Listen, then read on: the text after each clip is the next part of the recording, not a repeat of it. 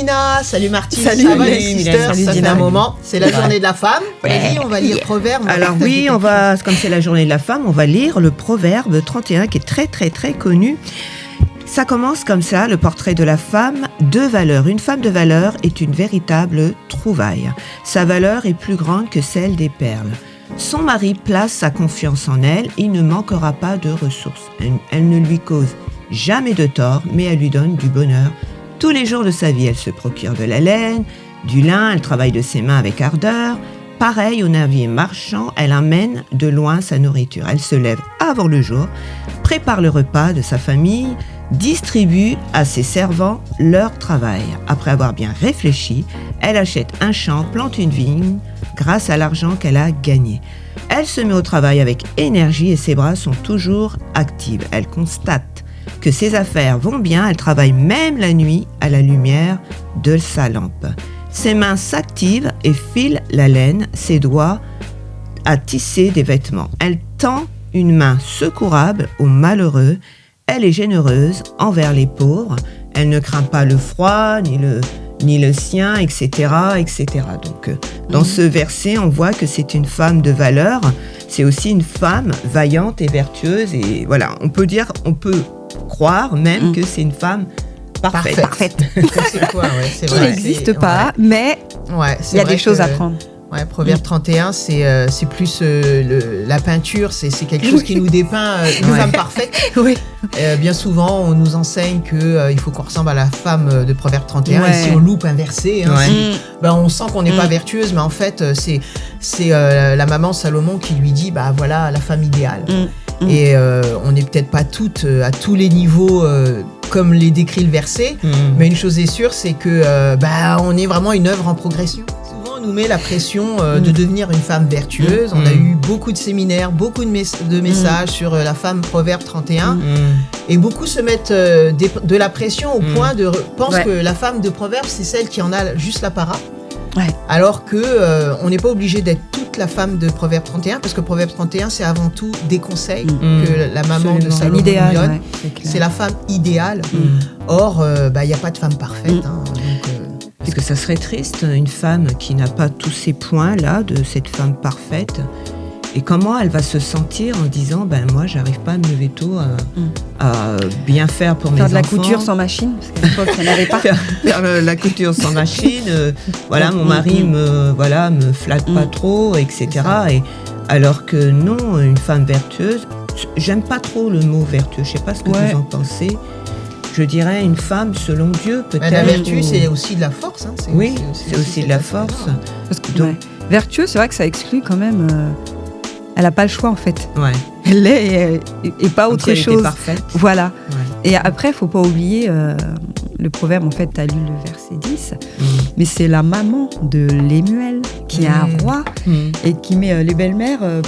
Elles veulent à un niveau, nos fils, à un niveau, la barre haute. Ouais. Elle a un certain âge, parce qu'à l'époque, ou pas. C'est Bathsheba, en fait, je crois. Je crois que c'est Bathsheba, il me semble. En plus, la barre, elle est mise haute. Et la pression, elle est forte. Et c'est un idéal, comme tu disais. Ouais. Mais en soi, la femme, elle évolue, elle change. Elle a des moments difficiles, comme tu dis, et puis elle n'est pas figée. Donc ça, c'est vrai que c'est une image figée, et c'est bien. Hein.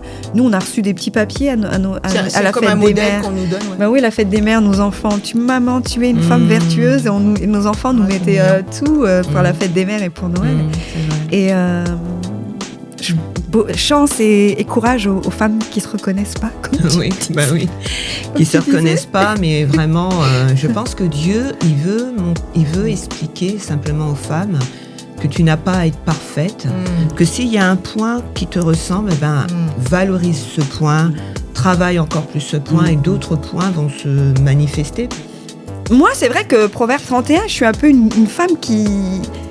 J'aime pas trop. Enfin, je dis pas que je l'aime pas, je conteste pas la Bible. Il faut arrêter de dire c'est pas la main de Dieu qui est descendue du ciel et qui a écrit la femme, tu dois être comme ça. C'est une belle-mère, on sait, voilà, une maman qui parle de son fils. Donc, en matière d'exemple, c'est à prendre en compte. Mais c'est aussi, moi, ça me fait penser aux standards qu'on voit dans les réseaux sociaux, la femme parfaite, elle fait ceci, elle travaille. Mais tout est basé sur l'apparence. Voilà, c'est le je problème. suis une maman, j'ai 3 enfants, des fois des mamans, des coachs, quoi que ce soit, mère, je fais ci, je fais ça, je vais là, je suis aux États-Unis, elles se postent, elles sont aux États-Unis, et attends, mais elle a 3 enfants, qui va les emmener à l'école, elle a un bébé, elle est au Canada en train de faire du coaching et tout ça. Et je me dis, Proverbe, ça me fait un peu penser aussi aux standards élevés, à des objectifs irréalistes des fois qu'on peut mettre, qu'on montre à la femme et qui n'existent pas. La femme de Proverbe 31, elle est en chacun de nous. Je pense qu'on a une mesure en nous parce que Dieu vit en nous, le Saint-Esprit est en nous. On a chacune une mesure je crois, de Proverbe 31. Sauf qu'il y a certains aspects qui sont plus développés chez d'autres. Et on doit aussi apprendre à s'apprécier et à se voir tel qu'on est. Moi, en tant que femme, mère, épouse, etc., j'ai des qualités, mais j'ai aussi des défauts. Et je ne vais pas pour autant me dire « Ah, mais je ne ressemble pas à la femme de Proverbe 31, je crois que je ne suis pas une bonne épouse, je crois que je ne suis pas une femme de bien. » C'est-à-dire que dans certains aspects, je me retrouve. Grave. Et certains aspects, je ne me retrouve pas du tout. Et puis, il ne faut pas oublier que la femme vertueuse, elle n'est pas faite que pour les mères. Il y a aussi celles qui ne sont pas mères.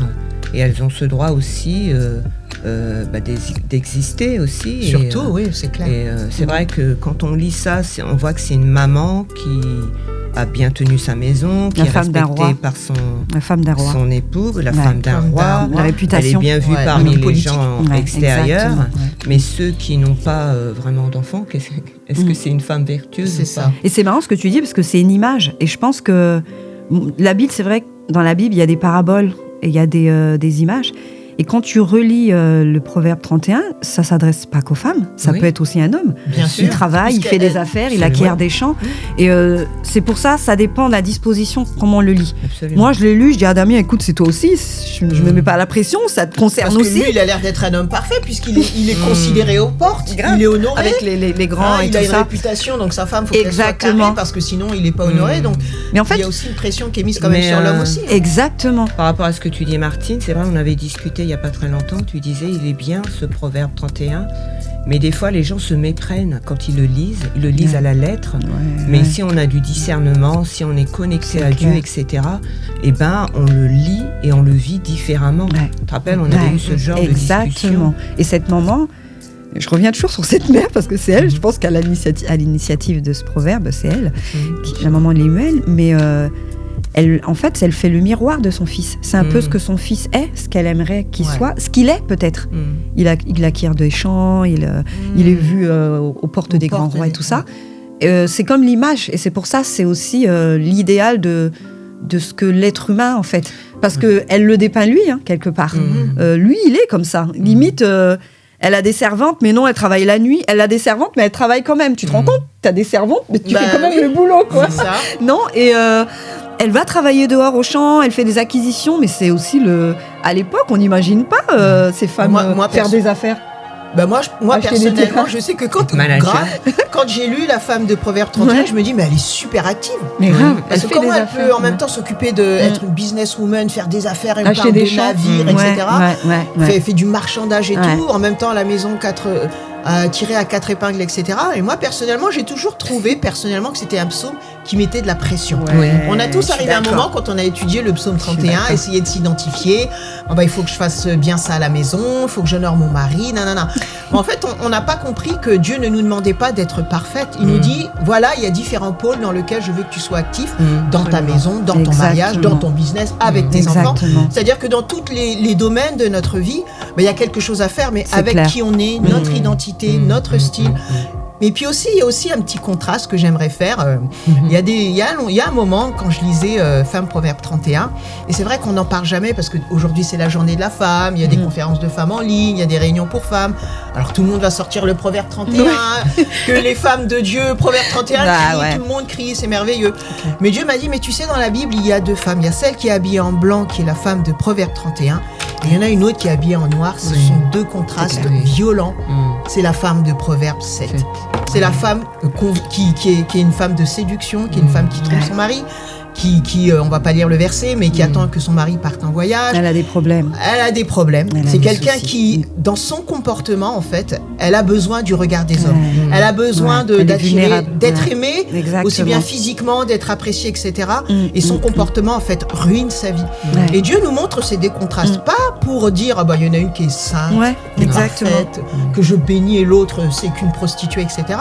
C'est que malheureusement, dans ces femmes qui veulent être des femmes de Proverbe 31, il y a un petit peu de la femme de Proverbe 7, des femmes en souffrance, qui attirent l'amour, qui cherchent l'amour au mauvais endroit, qui attirent les gens de la mauvaise façon, et de ce fait, qui se ruinent, qui ruinent leur réputation, qui détruisent leur famille, parce que elles sont infidèles à leur mari. Le mari, si un jour il sait, il souffre. Les enfants, on parle pas de ses enfants, mais on suppose qu'elle a des enfants.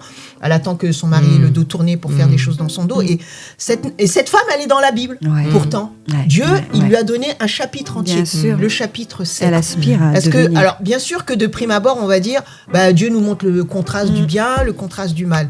Mais c'est vrai qu'il y a quelque chose que tu as dit tout à l'heure, c'est que parfois, il y a des gens, des personnes, malheureusement, on a entendu de nombreux témoignages, qui ont subi des violences, des choses dans leur enfance, dans leur jeunesse, des incestes, malheureusement, des choses complètes qu'elles n'auraient pas dû besoin de réparer. Et qui ne savent pas comment gérer. Et elles gèrent de la façon suivante, elles vont se donner au premier venu.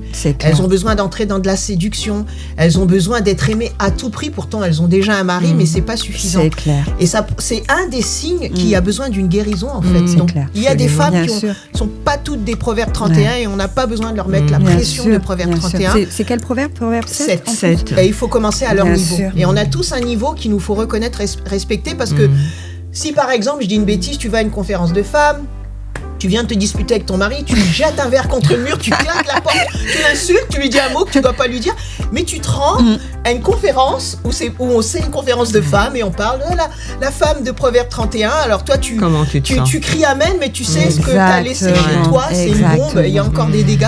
C'est clair. Et là, il faut arrêter. À ne pas oublier, et c'est vrai. Je pense qu'il faut creuser, il faut prendre le problème à la source. Et la femme du Proverbe 7, elle a quelque chose d'intéressant. C'est bien d'en parler, Mylène et Dina, parce que... c'est bien parce que c'est vrai que c'est toujours Proverbe 31 et dans les églises, pas c'est un peu les cliché, émissions. Et moi j'ai connu une Proverbe 7 dans mon travail. Je pourrais pas trop dire où je travaille, mais j'ai trouvé une Proverbe 7 et c'était une chrétienne.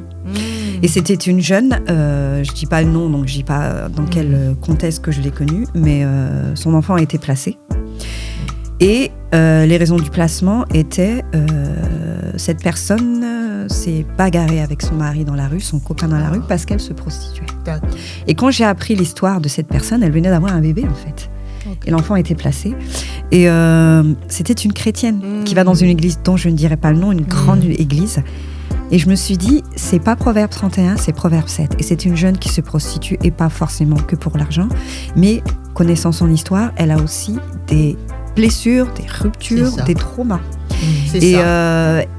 Et c'est une personne, alors dans l'église où elle va, la pauvre, parce qu'elle va pas trouver du réconfort forcément, mais c'est quelqu'un qui peut-être va à l'église pour se ressourcer. Elle était fière de me dire qu'elle allait à l'église, et peut-être que ce Proverbe 7, plus que ce Proverbe 31, elle va s'y identifier.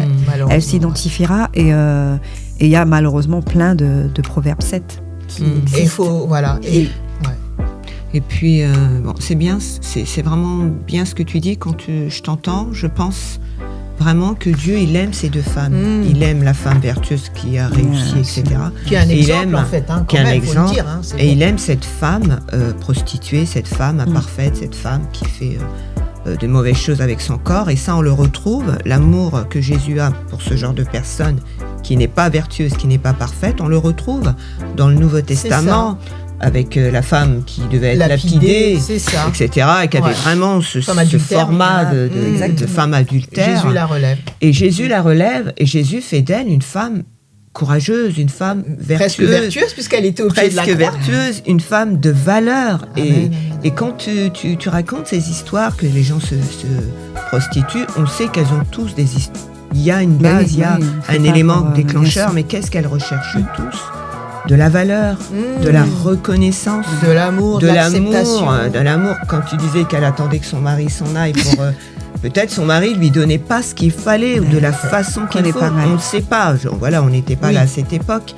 Mais ces femmes qui sont pas des femmes vertueuses, pour qu'elles le deviennent, elles doivent d'abord recevoir de la reconnaissance, de la valeur, de la bienveillance, comme Jésus l'a dépeint, l'a montré d'une façon incroyable dans le Nouveau Testament. En fait, c'est intéressant ce que tu dis, parce que là, tu es en train de dire que on met un petit peu Proverbe 31 de côté, on regarde la femme de Proverbe 7. Pour que cette femme se dirige vers Proverbe 31, il faut l'accepter avec ses erreurs. Absolument. Et il faut l'aider à guérir. Et non pas la juger. Moi, personnellement, quand je lis Proverbe 31, ouais, super, au début, je découvrais, la femme de Dieu et tout. Proverbe 7, ça, c'est vraiment une femme, c'est pas terrible et tout. Mais en fait, je me dis, mais c'est la façon de prime abord du chrétien éduqué dans la foi, c'est normal. Le bien, le mal, on va pas dire que le mal est bien, etc. Mais quand on creuse, on se dit que cette femme de Proverbe 7, comme tu as dit, elle a besoin d'être relevée. Et c'est vrai qu'on n'en parle pas parce qu'il n'y a rien de glorieux à aller tromper son mari, à se mettre au coin de la rue avec des mini-jupes et puis à faire le premier viens et tout. Mais en fait, c'est une femme qui a un problème et qui a besoin d'être relevée. Et c'est vrai, Jésus, face à la femme prostituée, il a dit, mais femme, qui te condamne?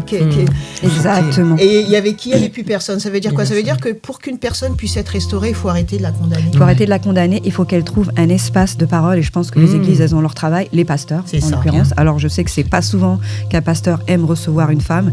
Voilà, j'ai trompé mon mari ou quoi que ce soit. Et le mari, il sert dans le ministère. C'est rare que c'est bien accueilli parce que c'est dégoûtant. La Bible est saine, la sainteté. Mais ces personnes qui vivent... Proverbe 7, qui sont adultères, prostituées ou qui n'ont pas de la bienveillance ou qui ont une vie de débauche, ont besoin de passer par cette phase d'acceptation, de se dire, et pas de s'entendre dire, il faut pas sauter les étapes en fait. C'est-à-dire, elle arrive en réunion, tout de suite, paf, tu dois être cette femme ou tu peux être cette femme. Non, il y a une phase où elle doit être entendue, elle doit être écoutée, où elle doit être comprise, où elle doit être pas condamnée comme vous dites. Et à ce moment-là, et après, il y a la guérison. C'est toujours... tu soignes pas une plaie en mettant plein de médicaments, des antibiotiques. Tu dis, mais non, il y a du pu. Tu mets un pansement. Bah oui, il y a une plaie, là, il y a de la boue, il y a du pu et tout ça. On sait ce que c'est une plaie. Tu fous de la machin dessus. Je dis, non, tu nettoies la plaie. Tu passes du déseptile, machin, tu nettoies la plaie. Nos enfants, ils se blessent, on nettoie la plaie. Et ensuite, on met le pansement. Ensuite, on met le... Mais c'est vrai ce que tu dis, mais... On pense la blessure. C'est vrai ce que tu dis. Il faut reconnaître qu'il y a la blessure déjà. Et pas être dégoûté du pu, quoi. Mais est-ce que déjà... face à la personne à qui cette femme de Proverbe 7, disons qu'elle sait que c'est une femme Proverbe 7. Ce qu'elle fait, c'est pas bien, elle veut aller voir un serviteur ou une servante de Dieu, mais est-ce qu'elle se dit, mais comment ils vont réagir? Est-ce qu'on va me dire du yaka le chrétien, le yaka faucon, yaka lire sa Bible, il faut être forte, c'est simple, la réponse est dans la Bible. Voilà, il y a qu'à venir aux réunions, je vous ai pas vu à la réunion de prière, après vous étonnez que vous avez du péché dans votre vie. Si c'est pour entendre ça, elle ne guérira jamais. Mais c'est beaucoup, hein. C'est trop, mais il y a une chose que tu as dit, c'est que il faut qu'elle soit entendue. Il faut la laisser parler, il faut la laisser pleurer, il faut la laisser dire toutes les horreurs qu'elle a à dire, qu'elle vide son sac à l'envers sur la table. Et puis comme Jésus a fait, il a relevé cette femme. Mais c'est pas rien, une femme prostituée de l'époque. Déjà aujourd'hui, c'est pas... Mais à l'époque, vous imaginez ce que Jésus a dit, arrière de moi. Les femmes soumises avec leurs longues robes. Je te bénis, mais reste à distance. Non, c'est-à-dire qu'il a dit, femme, qui te condamne? Qui te condamne? Ça a été ses premières paroles. Femme, où sont tes accusateurs? Et c'est vrai que c'est quand on arrête de juger, d'accuser les gens qu'ils se relèvent. Et cette femme a dit, il n'y a plus personne, je me relève. Et quand il n'y aura plus ce regard d'accusation sur cette femme de Proverbe 7, elles pourront être guéries. Mais malheureusement, comme tu disais, très peu trouvent une salle dans laquelle elles peuvent parler. Donc elles ne se révèlent jamais et elles restent dans leur péché. Elles restent des femmes de Proverbe 7. On dit, tu as couvert ça, tu as couvert ta vie, mais il n'y a pas d'espace de parole où tu puisses, où on puisse entendre l'inentendable, je ne sais pas si ça se dit, un espace. Exactement. Et dans les églises, les pasteurs, hommes et femmes, comme on dit, pour traiter l'âme, pour aider l'âme, il faut un peu des personnes qui n'ont pas été formés, qui ont été. Et les pasteurs, c'est pas leur rôle. Ils vont dire, c'est pas notre rôle. Moi, je suis pas psy, je suis pas ceci. Dans ces cas-là, il faut changer. Mais c'est pas lui qui va tout faire, le pasteur. Mais il faut s'entourer de professionnels, prendre les compétences qui existent déjà. Que les églises, moi, j'aime MLK à fond parce qu'il y a des psychologues, il y a des psychologues scolaires, il y a des personnes et il y a des réunions spécifiques où on accueille les problèmes, les spécifiques graves, des vraies thérapies. Et non pas des réunions où on prie ou des chrétiens d'église comme on a pu connaître. Et je trouve ça dommage, certaines églises où des personnes révèlent des viols, des choses, et on leur impose des mains et on les laisse rentrer chez elles. Elles dévoilent leur cœur au moment donné où la personne ne leur dit rien, ne fait rien, on les laisse en plan. On ouvre, voilà, t'as ouvert la porte, voilà, je te dévoile, j'ai été agressée, j'ai eu ça, et plus rien, ok, on prie, Dieu t'a guéri. Non, c'est même plus dangereux. Il faut voir des pros pour ce genre de choses. Il y a des racines à déraciner. Ça ne se déracine pas comme ça. Ils vont voir des professionnels. Moi, je sais que je ne vais pas envoyer une jeune chrétienne ou pas voir quelqu'un qui est chrétien et qui n'a pas de formation psychologique, qui n'a aucune expérience, qui n'a aucune formation en thérapie. C'est niette, je ne le ferai pas, sincèrement. Et c'est important. Et c'est vrai que Jésus, il a dit à cette femme, il aurait pu lui dire, c'est bon, relève-toi. Il lui a dit, où sont tes accusateurs ? Donc il est en train de lui dire, t'es en sécurité, comme tu dis, t'es dans cette pièce-là où personne te condamne. Et il y a des mots que des gens ont besoin d'entendre. C'est vrai ce que t'as fait, ok, je pense que tu t'es assez condamné, tu t'es assez crucifié. Maintenant, il faut que tu sortes de la condamnation parce que si les personnes étaient encore autour de cette femme, Proverbe 7, ou de cette femme adultère, avec la pierre à la main, jamais elle aurait pu se relever. Jamais. Donc ça veut dire que l'esprit de condamnation et de distance qu'on peut mettre avec une personne parce qu'elle est dans le péché, parce qu'elle fait des choses mal, c'est vrai qu'on se dit, nous, par rapport à notre style de vie, moi je suis pas habituée, quand même, ça me choque, mais je pense que Jésus ne l'était pas, parce que Jésus, il est venu pour ce genre de personnes. Et on se trompe, on se trompe dans les églises. On se trompe parce que la personne adultère, elle sert dans le ministère, paf, on la vire chez elle, t'es banni du ministère. Et qu'est-ce qui se passe derrière ? Non, il n'y a rien, il ne se passe rien. Ce qui se passe, c'est qu'elle s'enfonce dans son péché peut-être même, en se disant, c'est exactement, à ce point-là. En fait, et c'est ce qui se passe en fait. C'est salutaire. Dans certaines églises. C'est salutaire. Elle peut perdre son salut et suite sa maison. Ce qui est marrant, c'est que le proverbe 31, on le voit vraiment différemment. On l'a même mis de côté là. De tout ce qu'on a. Moi, je me rappelle des fois, je lisais, je soulignais, Seigneur, je suis comme ça. Seigneur, je suis comme ça. Je suis pas encore comme ça, mais Dieu ne recherche pas ça. Non. Déjà, il veut soigner notre cœur, il veut nous faire du bien, il veut d'abord nous aimer, et puis petit à petit, cheminement après cheminement, on arrive peut-être à être cette femme aimée des gens, aimée de son mari, etc. Mais devenir cette femme entière... J'ai jamais réussi à m'identifier. Je sais pas si vous avez déjà réussi. Un point ou deux. Pression. Un point ou deux, pareil. Mais pas à la longue, c'est pas éternel. On monte, on descend... On est en haut, on est en bas, on est parfait. Demain, on se loupe. Il n'y a rien de figé. Et ce qui peut aider, moi, je rajouterais au portrait de la femme de valeur avec Jésus en Christ, avec son amour, avec son aide. Parce que comme tu disais, c'est la belle-mère qui a poussé, mais elle voulait la belle-fille. Elle voulait la mais ce qu'elle avait peut-être. Parce qu'après, ce qu'on ne sait pas, c'est peut-être que par derrière, on ne sait pas. Mais lui, il avait un cheptel, là. Il a un harem, lui. Déjà. Donc, et peut-être laquelle dedans. Et peut-être après, bon, je suis pas négatif, je suis une femme aussi de foi, mais peut-être qu'après, elle est en burn-out, après avoir fait tout ça, elle est en dépression. Et puis malheureusement, on voit comment a fini Salomon, il a fini rétrograde avec des femmes. Oui. Il a fini par adorer d'autres dieux, tellement il aimait les femmes. 470 concubines. Donc il a fini avec, je dis pas des femmes de Proverbe 7, mais il aimait tellement les femmes, et puis qu'il a fini par aimer les dieux de ces femmes. Et c'est un homme qui avait reçu la plus grande sagesse de Dieu, la plus grande sagesse au monde, le livre de la sagesse, a fini loin de Dieu, dans l'idolâtrie. C'est pas qu'on est négative sur le proverbe 31. Ça peut être destructeur quand même. Mais par contre, la réalité est tout autre. Il y a un travail avant d'arriver à être une femme comme on veut. Parce que est-ce que moi j'ai envie, par exemple, de coudre ? Est-ce que j'ai envie de faire à manger tous les jours à mes enfants ? Pour 5 enfants à la main sans machine, waouh ! Et puis en même temps, avec les pieds. Car rien ne nous empêche d'aimer Dieu, d'aimer nos enfants, d'aimer notre époux, d'aimer notre maison, sans être une superwoman, sans être une héroïne. Parce que quand on lit ça, moi je me rappelle quand j'étais jeune chrétienne, je disais c'est une femme héroïne, c'est une superwoman, mais non. Mais en fait, le truc c'est que il n'y a pas d'espace à l'erreur, il n'y a pas de, il y a pas d'amplitude pour l'erreur, parce qu'on n'est que des êtres humains, je veux dire c'est impossible d'être parfait dans ce foyer à ce point-là. Donc c'est la peinture de l'idéal. Mais dans l'idéal, il y a des choses qui sont des hauts et des bas. C'est comme dans les coachs là, dans l'idéal, dans les coachs, il y a des coachs vraiment bien, qui soutiennent la femme, qui donnent des clés et tout ça pour réussir, des pistes de... Et puis t'en as d'autres, c'est...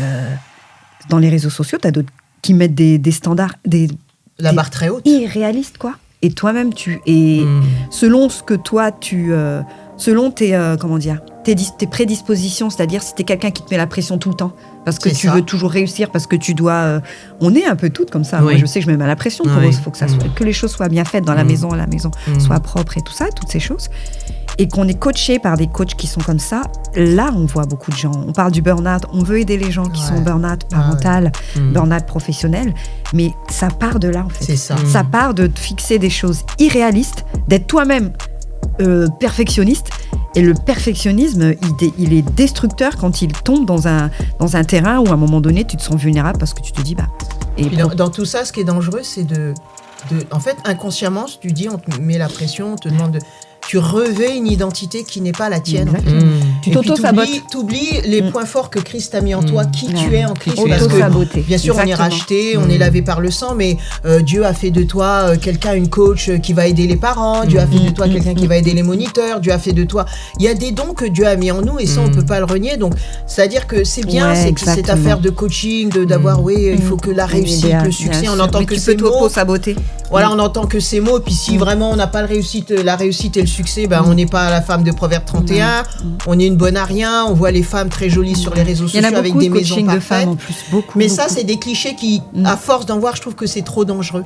Parce qu'on se met une pression non nécessaire à soi et à sa famille, parce que tu as le mari derrière qu'on voit pas, mais qui se dit, mais ma femme, elle devient folle, quoi. C'est pas la même devant la caméra et à la maison, c'est deux femmes différentes. Donc, voilà, c'est pour ça qu'il faut faire un petit peu attention. Bon, on va arrêter notre podcast. On a un autre podcast. Excusez-moi, j'arrive plus à parler. On a un autre podcast. On arrive avec. On va continuer à parler des femmes, puisqu'il paraît que c'est plus la journée, mais le mois de la femme, c'est ça ? Je savais même pas. Vous m'apprenez quelque chose. Le mois de la femme, bon, quoi qu'il en soit. Tout le mois de mars, du coup. Il reste 15 jours, puisque je sais pas comment ça se passe.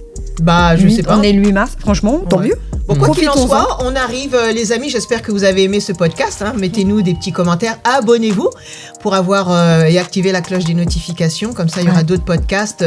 Et puis aussi, on espère très très bientôt. Je sais pas quand, je veux pas dire de date, mais on devrait avoir un nouveau studio dans lequel on est moins derrière des micros. Formel. Voilà, on est moins formel. On est dans des fauteuils cool avec une très belle décoration. Je vous laisse découvrir la surprise en temps et en heure. En attendant, je vous dis très bientôt.